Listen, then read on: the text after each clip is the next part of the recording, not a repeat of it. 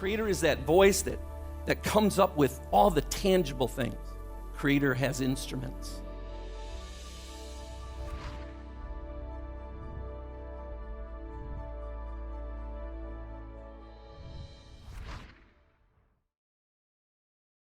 Hello, everyone. This is Leander Rabe from Hewlings and Associates.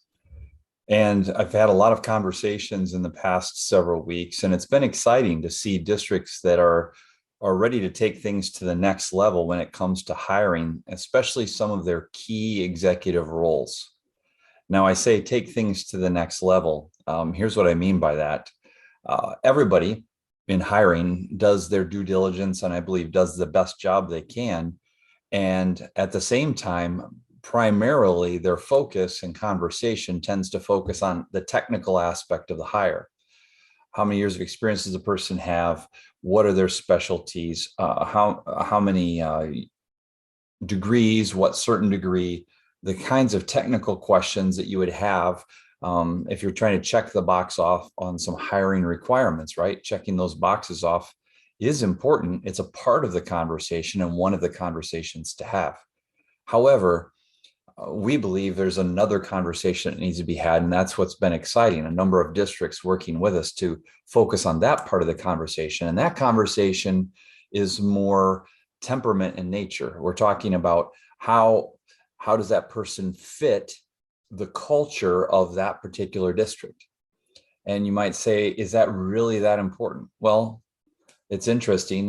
This was just in the news about 6 weeks ago, and I noticed that just down the road, a district from where I live had hired a new superintendent, and I'm assuming they did all of their due diligence and had all of those technical conversations and made sure they checked all those boxes. But 6 months after their hire, this superintendent resigned, and the board talked about the fact that they thought that was a good idea. Well, why did they come to that place? How did this so quickly did things unravel? Well, it's because there wasn't a good fit with the culture of that district. This is just a framework. I'm going to share my screen, share this with you. This is a framework developed by Cameron and Quinn. And this is just two of the areas they talk about. They actually have a quadrant with 4 areas or descriptions of culture. And I'll let you just read this. I mean, you think about this clan culture they describe. It's much more collaborative in nature. That's what they would value. The leadership style there would be more of a facilitator, mentor, team builder.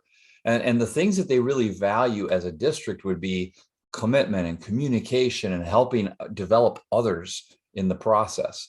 And so the way they approach effectiveness is their theory is, well, it's about how do we help develop people and allow all of the stakeholders to participate, and that's going to produce effectiveness for us. Well, that's very different from the adhocracy model. You take a culture that would say, wow, adhocracy is really important. And that's going to have something that says, hey, we need to be free and be first. Our focus is on creativity. The leadership type there is much more of an innovator or entrepreneur, and they're very visionary. And their value drivers there for that group of people together would be, they're focused more on innovative outputs. What have we created or discovered lately? We got to focus on transformation, and we really value agility because it's going to let us pursue the next best idea and innovation. So their theory of effectiveness would be much more around their innovation and the resources that they're using to produce that kind of effectiveness that they're pouring into the innovative work. Well, you can see how those are 2 very different ways to approach the work. And this is not a right or wrong thing. It's just different. But imagine if you have a very strong clan culture of a district, and yet you hire an adhocratic, I think that's the word, maybe I'm making it up, adhocratic leader. Imagine that fit. Is it going to work well? Another perspective would be that of another kind of culture with that, and they describe is that of hierarchical.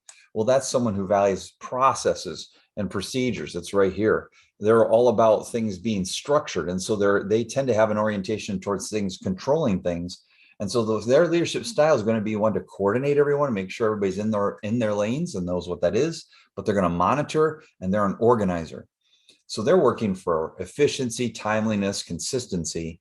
And so their effectiveness, they see it as, hey, do we have the right processes in place that are helping us get effectiveness?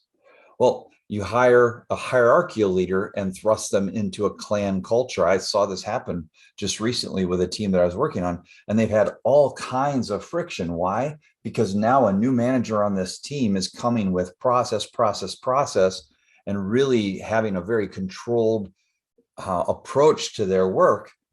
And this clan culture has been very much more loose and free and team oriented, and valuing everyone's input and not just a top-down leadership style.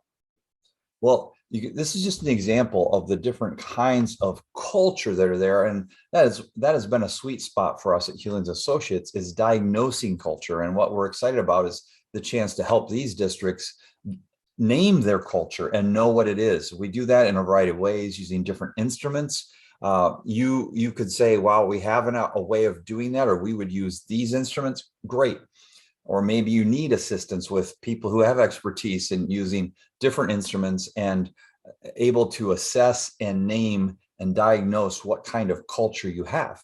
Because the sooner you can do that, the better the fit would be of knowing, is this person going to work? Now I say, I need to pause there. That means that you've also used instruments to diagnose that person's cultural leadership style. Are they going to come in a more hierarchical way, or adhocratic? I think that was the word. Or are they coming in on a clan style and they're coming into a different culture that way? Or is it going to fit and be something that's going to sync much better? Your chances of success just increase dramatically when you have this conversation, and not just the technical conversation of their technical qualifications and work experience. All right. Always available to talk more about this, but hopefully this has been a little bit helpful to stir some of your thinking.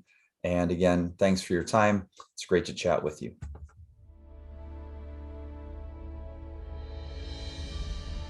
Creator is that voice that comes up with all the tangible things. Creator has instruments.